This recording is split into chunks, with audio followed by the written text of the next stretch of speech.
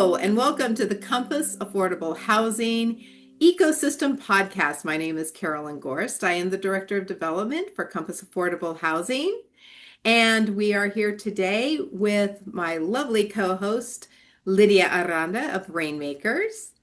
Hello, everyone. And our special guest today is Desha Bymers with 100 Plus Women Who Care Tucson. Hi, Desha.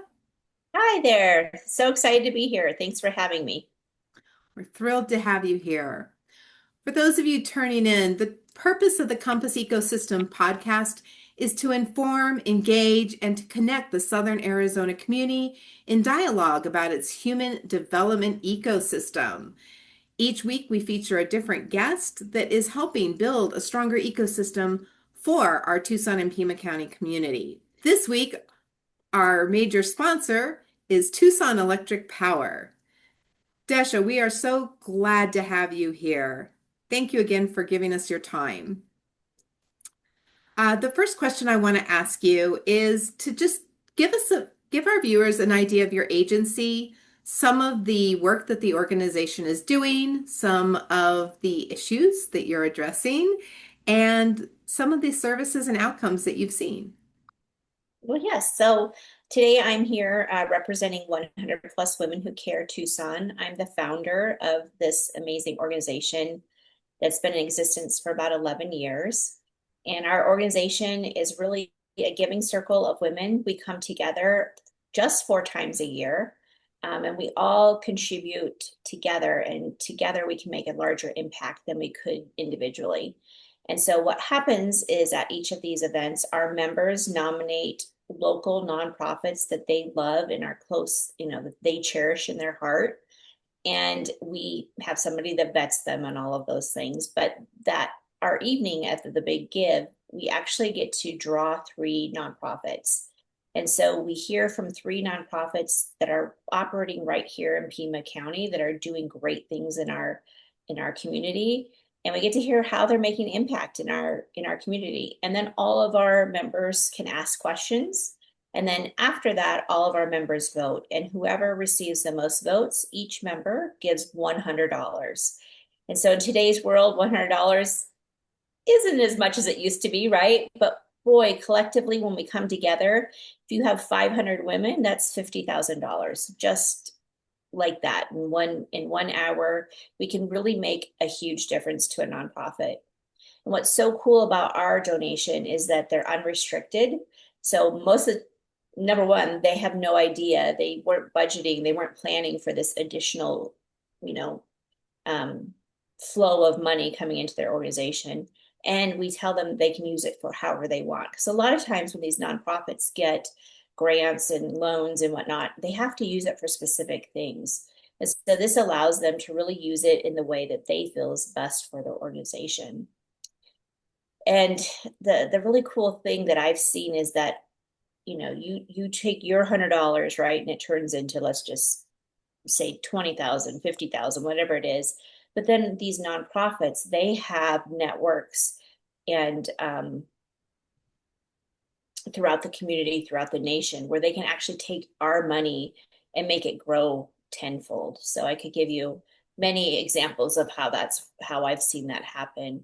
But that's the coolest thing, is to see how your $100 turns into $50,000, and that $50,000 will turn into millions of dollars for our community. And that really is that one drop, $100, like you said today, doesn't seem to go very far. But when you add it all together and you have 400 or 500 women all putting it into a cause, that really can make a huge life-changing impact for an organization. Do you have a favorite story of an organization that you've seen that happen with? Gosh, there's so many to tell. I mean, I could tell there. Sorry, there's just so many, but I will pick one. It's actually from the very beginning, but I think it tells the impact of what can happen. And this is back in the day when we first started, we were actually accepting checks. Thank God we use credit cards now. But when we first started, our members would actually write checks. And the diaper bank was the recipient. And I was really unfamiliar with the diaper bank. I never really had heard about it. And we were so brand new when I called the CEO. He had not heard about it, of course. And I said, hey, you were the recipient last night. We'll be making a donation to you. And he's like, that's so great. Could you tell me, about how much that will be? And I said, well, I'm hoping to get a little over 17,000. We're really close to that 17 mark, but I'm going to try to get a few more checks. And you could tell he was kind of on the other end. He was like a little, I don't know if it was hesitation or disbelief, or you could just feel it, right? And he goes, can I tell you something? I said, absolutely. And he said, we budget every year to pay for shipping from Huggies, because Huggies donates $1 million worth of diapers to Tucson Diaper Bank every year, and they have to pay for it. All they have to do is pay for shipping. And so they had already done that prior in the year, and this was towards the end of the year. And they had another opportunity to get $1 million worth of diapers. And it was not just children's diapers, but you think of adult diapers and, for handicapped people, whatnot. And he said, but we only had like a week turnaround. And to come up with, that kind of money was challenging. And again, this is 10 years ago, right? And he said, do you want to know how much the shipping is? And I said, yes. I get goosebumps just talking about it. And he's like, it's $16,800. And I said, I will bring you all the checks today. And so that's the cool power of when we come collectively together. My $100, your $100 comes together, and we make, in this example, we made a donation of just over 17,000. I think it was 17,600. And then the diaper bank took that and was able to turn it into $1 million worth of diapers for Tucson. And I've seen that time and time again. I mean, you gave me the example earlier of JA. The Treasures for Teachers, they have the same thing with Office Max. You pay the shipping and you get like $25,000 worth of supplies. So it just goes on and on, because these nonprofits that do amazing work, they have a network throughout the community, throughout the nation, to be able to purchase things at basically cost, or less than cost. And so that's probably my biggest. I love that story, because it shows like how your money turned into a bunch of money, and that bunch of money really made an impact in our community. And diapers, something that so many of for so many of us with our families, we take for granted. Yeah. And yet it is such a basic need that a lot of people can't afford. Yes. Wow.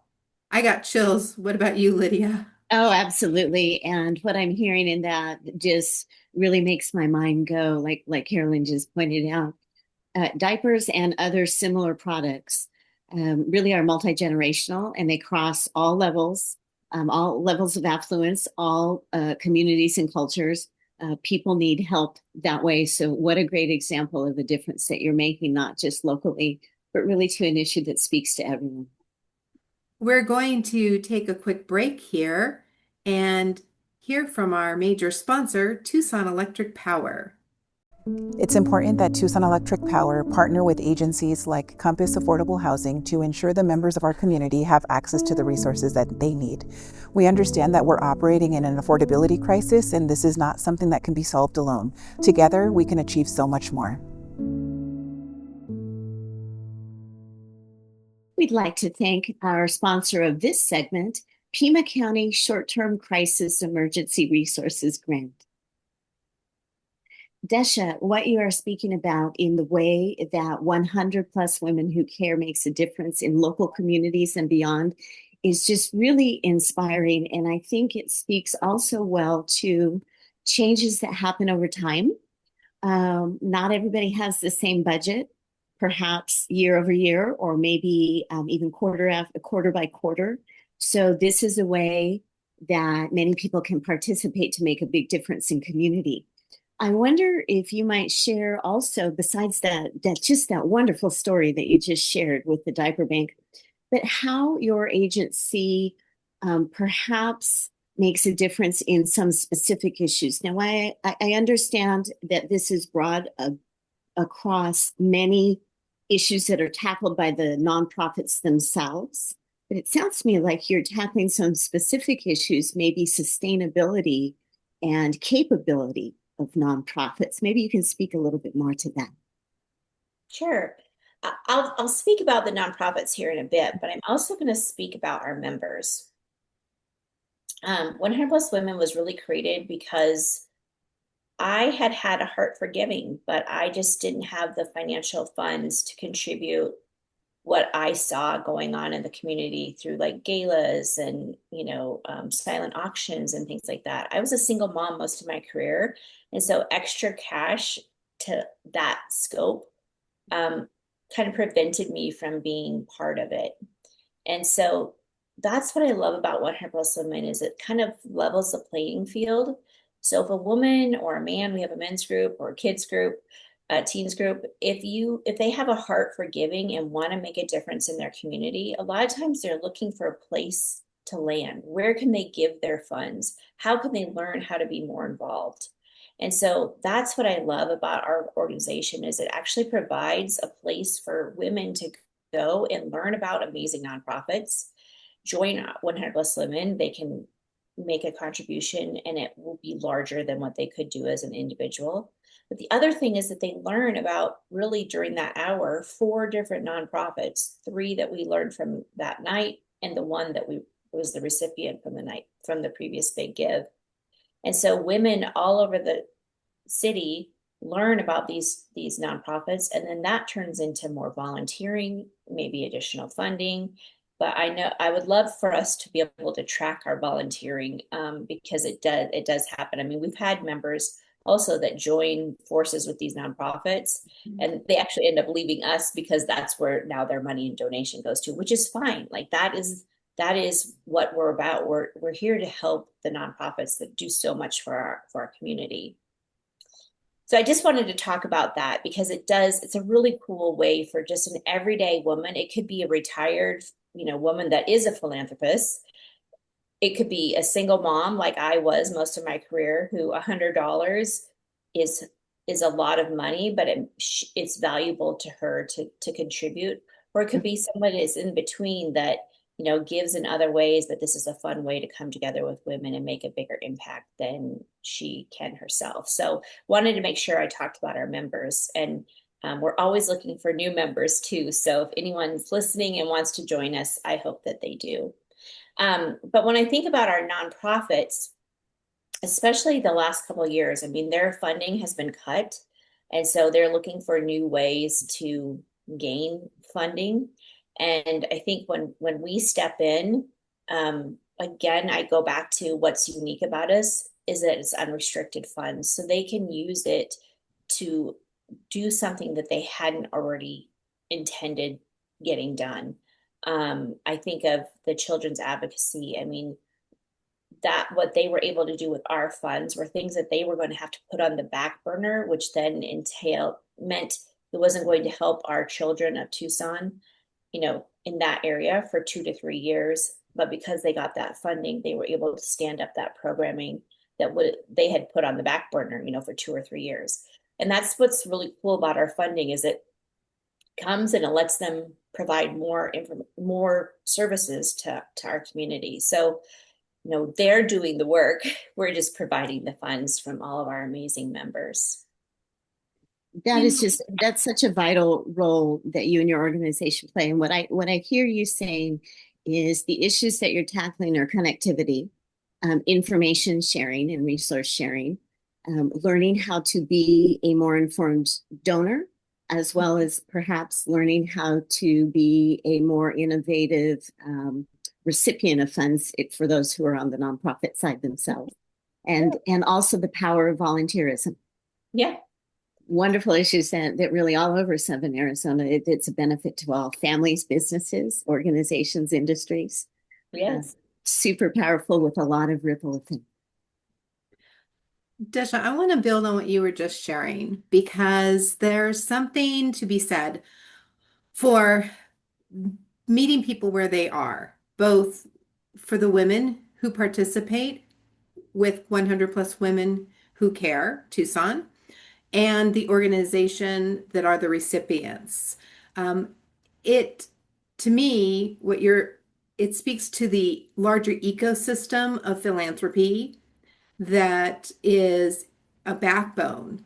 Can you talk about that a little bit more about how the human development ecosystem is impacted from your point of view by 100 plus women who care and this connectivity of the individual giver and the recipient organization?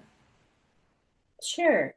I mean, I think, really since technology has come, and we're hearing it time and time again, that people are missing connection. They're missing time together.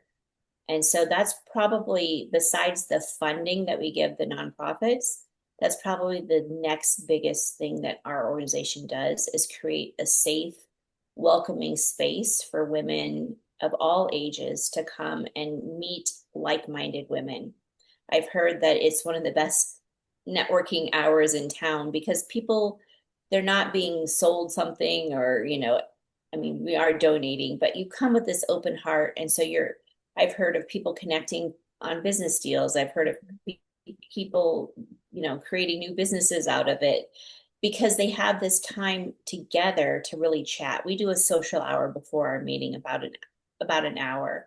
And that's kind of where this happens. You can meet like-minded women and you can really have time to connect with people that are similar to yourself. And so it provides that connection point. And then of course, funding for the nonprofits is the most important so that we can help them continue to do the great work that they're doing. I, I think that is just so true with for my personal opinion, the opportunity, it is one of the best networking, going to put a plug in here, opportunities for women in all professions. It does completely uplift me every time I get to come. We're going to hear from our sponsor, Tucson Osteopathic Medical Foundation, next, and we'll be right back. Annually, we give to local organizations who are running programs and making great strides in what we call the social determinants of health. It's incredible the work that they're doing, and we're just really proud to be a part of it. And again, we would like to thank our major sponsor of this podcast, Tucson Electric Power. Desha, you've shared with us so much information about how people can learn more and give more by coming together. And they do. And one particular way to do that is through 100 plus Women Who Care Tucson. And there's a lot of flexibility for people to come and go as their lifestyle allows within some of the parameters that you've built in for membership, et cetera. I wonder if you might share how Southern Arizonans, particularly Tucsonans or folks in Pima County, or outside of Pima County, might be able to leverage the good works that you do, even if they're not here all the time, or maybe they can't come every quarter. Could you walk us through some ways that they might leverage your services and programs? Yeah. Well, the first thing is 100 Plus Women, we meet 4 times a year in January, April, July, and October. It's typically the 3rd or 4th Thursday of the month. You can go to our website at 100womenwhocaretucson.org and we'll have dates and information to learn more about us there. But basically, you can come as a guest and check us out, see if it resonates with your heart and if it's a place that you'd like to contribute and be part of. What's cool about our organization is we have about 500 members, but our events, we usually have around 350. So just like you said, a lot of Tucsonians are snowbirds or we're traveling or life happens. And so that's the blessing about our organization. You sign up one time and you're committing to give that donation once a quarter. It is $110. $10 goes to admin fees and credit card fees. And then the $100, a full $100 goes to the nonprofit. And and then you can come to any event you want. And if you're not there, that's fine too. You will go ahead and we'll still put your money into the bigger pot for the larger donation. If you're a woman, we encourage you to come to the 100 Women's event. Our next event is April 23rd. Again, we have social hour from 5:30 to 6:30, and then our meeting starts right at 6:30, and we're done by 7:30. If you're a gentleman and you're listening to this, we have a Guys That Give program here, and they meet at Brother John's on Wednesday, the month after us. So they'll be meeting in May. And then we have a teens group that operates through high schools here in Tucson, and they give $25 at a time.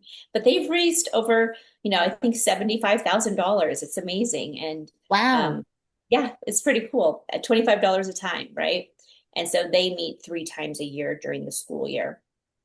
And so however you want to get involved, you can always reach out to us on our website. We have a connect with us, which will send us an email. So if you have questions, or you can also just come on the 23rd and check us out. We welcome all people to come join us.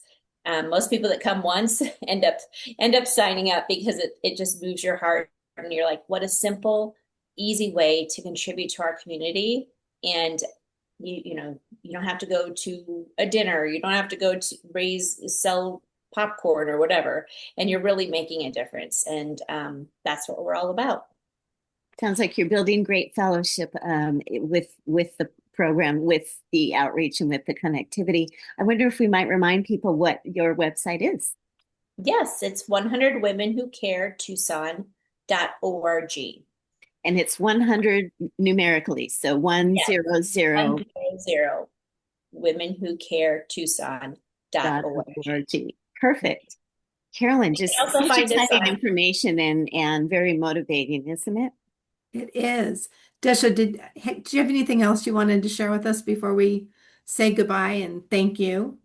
I was just going to say you can also find us on social media, on Instagram, on Facebook, and also on LinkedIn. So if that's the way you'd like to connect with us, you can do that there too. And Perfect. After April 23rd, if you miss the next big give, you will definitely see photos and shout outs and who is the recipient of our next big give.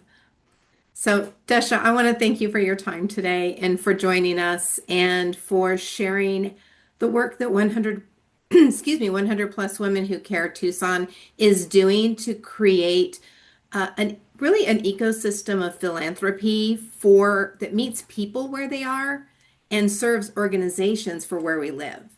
This is just the grassroots of what we mean when we say we're building a stronger community, one person at a time.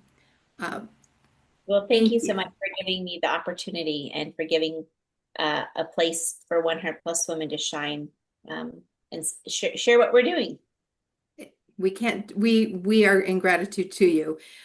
For those of you tuning in, you can learn more about Compass Affordable Housing and our podcast and the work we're doing in our ecosystem by checking us out at www.compassaffordablehousing.org. We look forward to seeing you next week, and thanks again. Thank you.